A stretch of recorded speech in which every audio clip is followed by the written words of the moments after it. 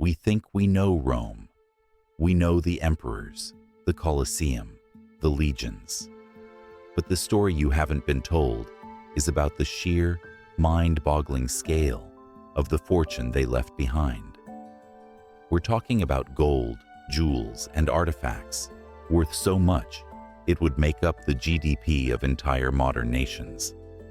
For centuries, historians have focused on the pomp of Rome, the official histories, the well-known battles, while completely sidestepping the massive, embarrassing truth.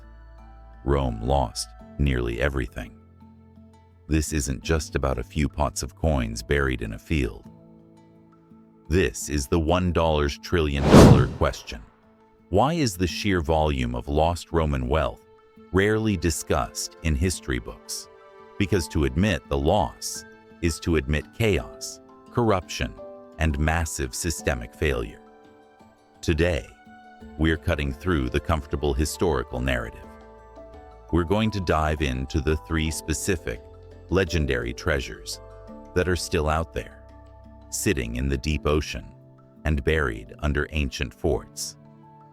We'll show you the geopolitical secrets hiding sunken fleets, the missing military map buried in Britain, and the truth behind one of the most sacred artifacts in history.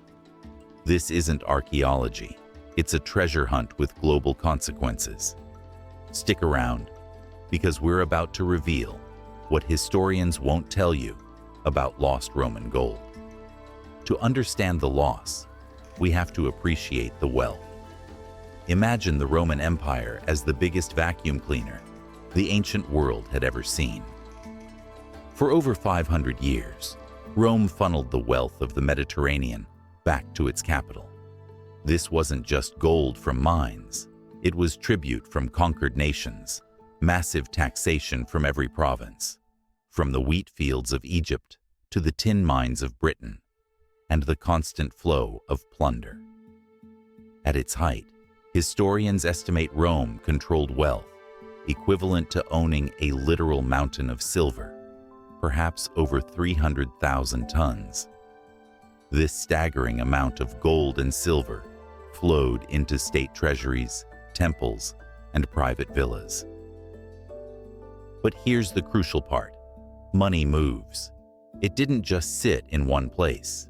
It was constantly being shipped out to pay legions, buy loyalty, and import luxury goods. The problem wasn't the total wealth. It was the systemic leakage. Historians love to focus on Emperor Nero's spending sprees, but the real losses were far more mundane and far more immense. Think of it like this. If your bathtub is running for 500 years, even a tiny drip adds up to a flood. We're talking about countless accidental shipwrecks. Rome's maritime losses were enormous due to storms and inadequate vessels. We're talking about official corruption, where governors simply redirected provincial taxes into their own overseas accounts. And crucially, we're talking about military logistics. When a general had to pull out of a region fast, he didn't ship the massive military payroll chest back to Rome. He buried it. The big secret historians rarely emphasize is that the wealth didn't just disappear into thin air. Much of it is simply inaccessible today. Why? Because the most concentrated high-value losses, the major military payrolls and the treasure ships, didn't happen near Rome. They happened at the edges of the empire, often in rough seas or politically contested territories. The official historical narrative focuses on what Rome recovered or what was found in safe, well-documented European sites. They skip the inconvenient truth. The real fortunes are guarded by modern international law, unstable governments, and disputed territorial waters. The hunt for Roman treasure is no longer a historical problem. It's a geopolitical one. And that brings us to our first legendary, unsearchable treasure, the Black Sea Fleet. Our first target is the Black Sea Fleet disaster, a catastrophe of maritime loss that happened in the 1st century AD. This wasn't a handful of traders. This was a large-scale naval convoy carrying the annual tribute from the wealthy provinces of Anatolia and Syria back to Rome. Think of it as a moving, floating bank vault. A catastrophic, unseasonable storm, we have accounts of it, wiped out a significant portion of the fleet.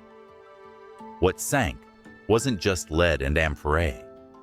We're talking about crates of Anatolian gold bullion, unique imperial gifts, Persian silks, and perhaps even vast quantities of high-value timber and gems. Conservatively, the modern salvage value of this single event is estimated to be anywhere from $50 to $100 billion in total assets.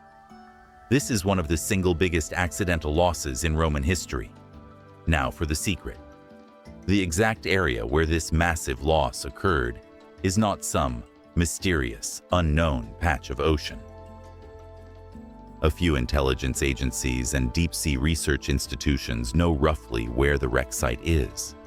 The reason it hasn't been found and salvaged, the reason the history books gloss over it, is that the wreckage lies within a highly sensitive and heavily contested Exclusive Economic Zone, EEZ, near the coasts of several powerful, non-cooperating nations. This isn't just Turkey and Russia. It involves other players surrounding the Black Sea. It stops being archaeology and becomes a fight over sovereignty and strategic assets. The moment one country confirms the location of this gold, it gives them undeniable prestige and leverage over the others. The law of salvage and international rights become a messy, military-level dispute. Historians can't just send a team of divers. Governments have essentially issued an unstated, no trespassing order. The gold is not the primary issue. The access to the location is a strategic asset. The technology to find and recover this fortune absolutely exists. Modern sonar and remote-operated vehicles can map and salvage at these depths. We've seen incredible discoveries in the Black Sea recently, like the amazing intact shipwrecks found by the Black Sea Maritime Archaeology Project. But those were cultural finds. This is a financial and military find. The reality is that the gold is protected not by the ocean, but by modern political gridlock. It's an inconvenient truth for historians who prefer clean narratives of decline. The truth is, the Roman Empire's greatest sunken treasure is less than 200 years old, politically speaking. Let's pivot from the open sea to a cold, muddy field in Britannia. Our second lost fortune is the Vindolanda Vault. The year is 410 AD, and the Roman Empire is crumbling. The legions are officially ordered to withdraw from Britain. This wasn't an orderly departure. It was a panicked scramble to save face and crucial assets. Historians focus on the strategic failure, the loss of the province. But they ignore the logistics of retreat. When the military abandoned its extensive chain of forts, they couldn't just throw millions of denarii and gold ori onto leaky ships. They had massive payrolls, military savings, and centuries of accumulated treasures intended for trade or bribery. The most secure solution? Bury it. This is where the secret lies. We know about the Vindolanda tablets, the amazing wooden postcards that detail the mundane life of the Roman frontier, shopping lists, party invitations. Historians love them because they humanize the past. But what if the Romans left behind an equivalent document detailing the location of their hidden military treasury? The secret. The military was meticulously organized. They would have created detailed inventories and perhaps even a lead scroll map detailing the coordinates of the buried wealth intended for later recovery. Historians typically dismiss the idea that such a map survives, claiming it would have degraded. They are wrong. Lead scrolls survive millennia underground. The real historical blind spot is that researchers have been focused on finding more letters, when they should be looking for the secret treasure ledger. This is likely a single sealed object that unlocks billions in gold. The hunt for this gold is further complicated by the modern environment. Britain's stringent Treasure Act, while necessary, creates a strange dynamic. When someone with a metal detector finds a small hoard, they report it. But a find of this scale, a military-sized cache, the finder knows they'll be instantly swarmed by government and legal challenges. This system creates a powerful incentive for rogue treasure hunters to either break up the hoards immediately or simply never report the full extent of a strategic cache. The gold is there, likely beneath a stone foundation or hidden ditch line near an old fort. The secret is that the only map that matters isn't in a museum. It's either still buried or is sitting in the private collection of someone who understands the military logistics of a frantic Roman retreat. The gold is locked away, not by time, but by an unresolved legal and historical dilemma. Our final secret involves a treasure whose true value is utterly immeasurable, the treasure of Jerusalem. This legendary fortune wasn't just Roman gold. It was the sacred spoils of the Jewish war, including the menorah and other revered temple artifacts. After the siege of Jerusalem, these items were paraded through Rome in the magnificent triumph of Emperor Titus. A moment captured forever on the Arch of Titus. They were stored symbolically in Rome's Temple of Peace. 200 years later, the Western Roman Empire was on its knees. In 455 AD, the Vandal tribe, the very definition of merciless raiders, sacked Rome for 2 weeks. They didn't just take Roman gold, they looted everything, including this legendary hall. They loaded the treasure of Jerusalem onto ships and took it back to their capital, Carthage in North Africa. The official story, the one historians often recount, is this. A century later, the Byzantine general Belisarius conquered the Vandal kingdom. The records state he recovered the treasure, including the menorah, and shipped it back toward Constantinople. But this is where the historical silence begins. The secret. Many scholars now believe the Byzantine records are, at best, a convenient lie. Belisarius was a conquering general. He needed to report a clean sweep. The reality is that the Vandal kingdom was collapsing, and the remaining Vandal rulers or mercenaries may have deliberately split the treasure up to prevent the Byzantines from getting it all. More dramatically, evidence suggests that in the rush to transport the most sensitive and valuable items, the entire cargo was either lost to a massive storm or purposely sunk off the coast of Sicily to prevent it from falling back into imperial hands. This treasure is priceless not because of the weight of the gold, but because of its irreplaceable historical and religious significance. The menorah is not just an artifact, it's a key piece of the world's religious history.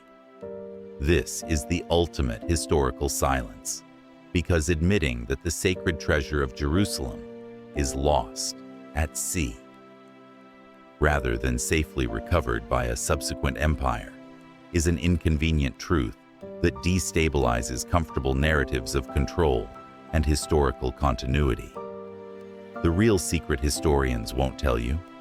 The menorah is not in a vault in Rome or Istanbul.